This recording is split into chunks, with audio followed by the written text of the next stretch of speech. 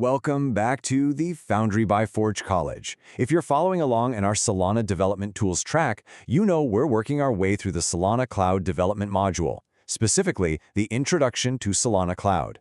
In our previous lesson, Setting Up Solana Cloud Tools, we essentially laid out all of our gear on the workbench, so to speak. But today is the day we put them to use. Our explainer today is titled Deploy and Verify a Program on Solana Cloud. This is literally our maiden voyage. We're going to take those tools, build a program, and actually launch it. It is a massive milestone, so strap in, grab your helmet, and let's get ready for liftoff. Okay, let's take a really quick look at our flight plan for today. We're going to start with the pre-flight check, obviously. Then it's ignition, where we actually build and deploy. After that, making contact. That's invoking and verifying the program. Next, we'll swing by mission control for a little bit of debugging, and finally, we'll collect our mission success artifacts. Step 1. The pre-flight check. Look, just like a real space launch down at Cape Canaveral, we absolutely cannot ignite the engines without a rigorous pre-flight checklist, right? We have to make sure our environment is perfectly primed to avoid any misfires. To guarantee a successful deployment, you need 5 core elements lined up. First, your local build artifact. Second, your selected cluster. Honestly, stick to DevNet or TestNet for this. Third, a funded pair key pair. Fourth, the auth token in CLI we configured last time. And fifth, a local test client. Now, I really want to emphasize that third point. Actually, scratch that. It's not just a point. It's the #1 trip-up. Ensuring your pair key pair is fully funded is absolutely crucial. So many transactions just sputter out right on the launchpad simply because someone forgot to pay the network fee. Don't let that be you. Let's pause on that first item for a second, though. A BPF shared object or .so file. What is it? Well, it's just the compiled program binary that you upload to the network.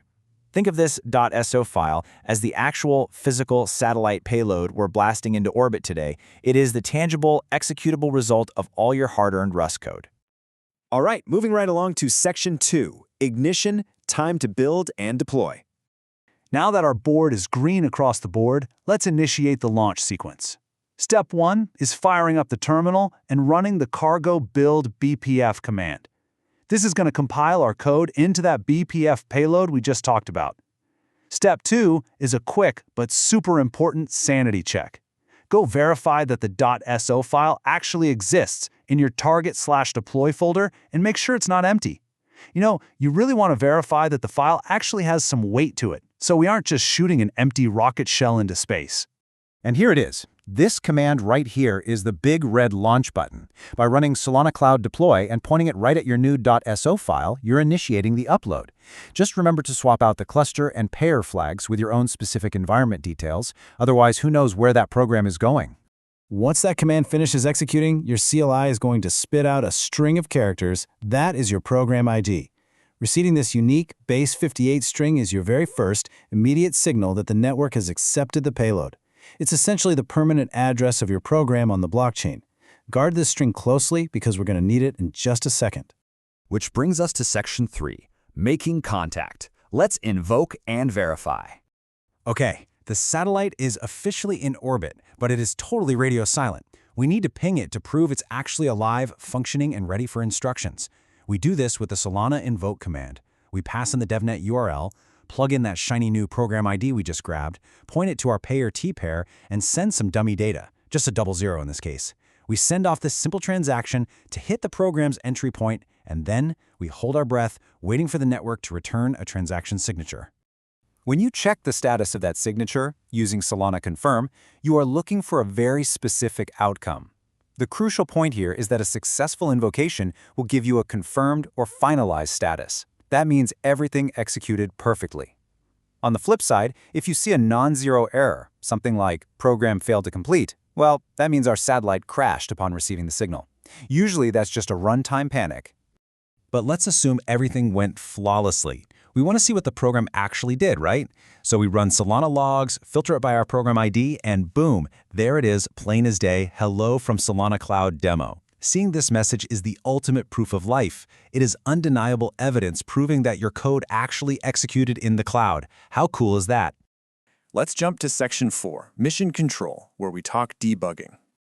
Let's be real for a second. We work in software. Sometimes rockets explode on the pad. It happens. Here are the 3 most common anomalies you might hit on your first go. Getting insufficient funds, Easy. Just run Solana airdrop on DevNet to grab more test tokens. Hitting account not found? You probably just copy-pasted your program ID wrong, so go double-check it. And if you're staring at empty logs, confirm your transaction signature actually matches the invocation. This just brilliantly illustrates that most of these panic-inducing terminal errors have incredibly simple fixes, like literally just remembering to top up your wallet. At Forge College, we constantly tell developers, do not panic at error messages. Just read the error, find the fix, and launch again. Finally, Section 5, Mission Success Artifacts.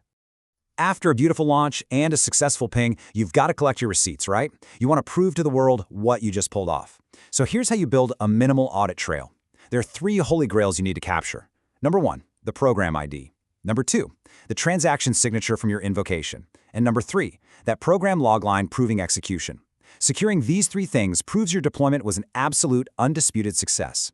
You can hand this exact trail over to another developer, and they can independently verify your triumph right on the blockchain.